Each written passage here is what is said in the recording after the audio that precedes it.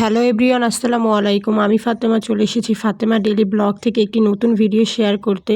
তো সবার রাতে কিন্তু কম বেশি সবাই আমরা হালুয়া খেতে অনেক বেশি পছন্দ করি। তো এইবার আমি ভেবেছি প্রত্যেকবার তো সবসময় এই বুটের তারপর সুজির গাজরের হালুয়া খেয়ে থাকি।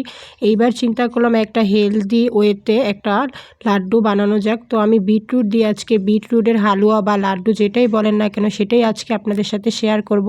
তো প্রথমে আমি কিন্তু বিটরুটটা কেটে সুন্দরভাবে ধুয়ে নিয়েছি। এখন আমি এটাকে ব্লেন্ডারের সাহায্যে ব্লেন্ডার করে এটার রসটা নিয়ে নিব। তারপর এটার সাহায্যে কিন্তু আমি আজকে একটা হালুয়া বানাবো। তো আমি একটু ঘি ঢেলে দিয়েছি। এখন হচ্ছে সুজিটা সুন্দরভাবে ভেজে নিব, সাথে এলাচ আর দারচিনি তেজপাতাটা দিয়ে ভালো করে চিনি মিশিয়ে এটাকে আমি সুন্দরভাবে ভাজতে থাকবো। সাথে কিছু লবণ আর গুঁড়ো দুধও দিয়ে দিয়েছি।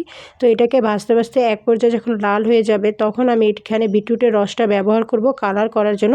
আর সাথে কিন্তু দিয়ে দিব হচ্ছে 1 গ্লাসের মতো খাঁটি গরুর দুধ। এটা দিয়ে কিন্তু আমি সুজিটা ভালো করে একদম বলক পড়া পর্যন্ত, যখন পর্যন্ত আঠালো না হবে ততক্ষণ পর্যন্ত কিন্তু আমি হালুয়াটা রান্না করে ঠান্ডা করে ঘিয়ের সাহায্যে কিন্তু গোল গোল লাড্ডুর বানিয়ে নিব। আপনারা চাইলে কিন্তু এটা হালুয়া শেপেও কাটতে পারেন, চাইলে গোল করে লাড্ডুও আকার দিতে পারেন। তো আমি কিন্তু 2 শেপেই করেছিলাম, গোল গোলও করেছি, আবার হচ্ছে হালুয়া আমরা যেভাবে সাধারণত কেটে থাকি সেভাবেও করেছিলাম।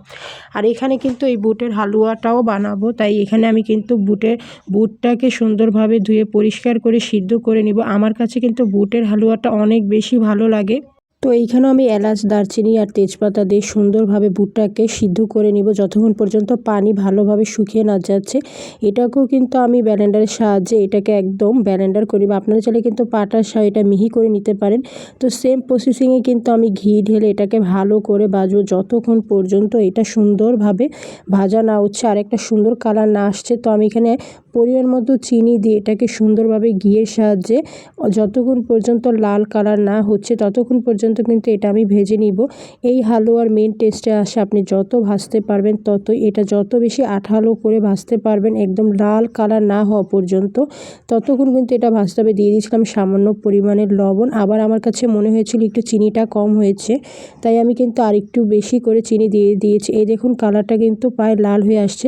যখন দেখবেন লেগে যাচ্ছে তখনই কিন্তু এটাকে নামিয়ে নিতে হবে। তো আমি একইভাবে ঘিটাকে সুন্দরভাবে মেখে এইটার মধ্যে আমি সেট করে নিব।